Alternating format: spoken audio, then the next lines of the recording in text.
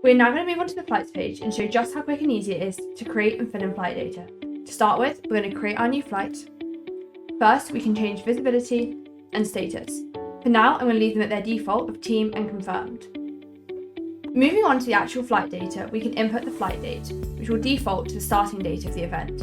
And then we can input a flight number. We're going to use a random example of FR22. And we can click Get Flight Data, which will automatically populate the form.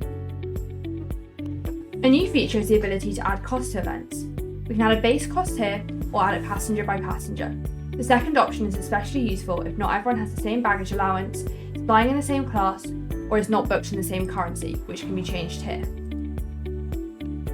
In the passenger section, we are able to add more specific details to a person's flight. We click Add Passenger here, and then names can be entered either individually or by group.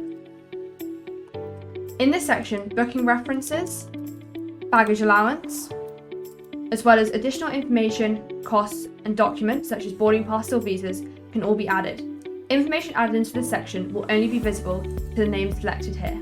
Passenger details can also quickly be duplicated using this button here. The only thing that will not duplicate across is costs. By pressing this icon here, we will open the sidebar. This allows us to easily view and organise all flights booked.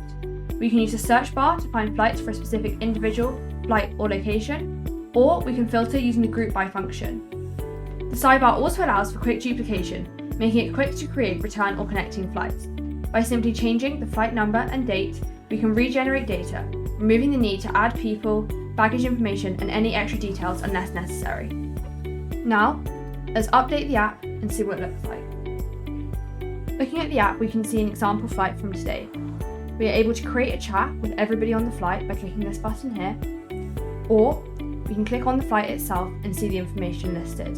We can see a flight status, our personal booking reference and baggage allowance, as well as a list of passengers on the flight with us.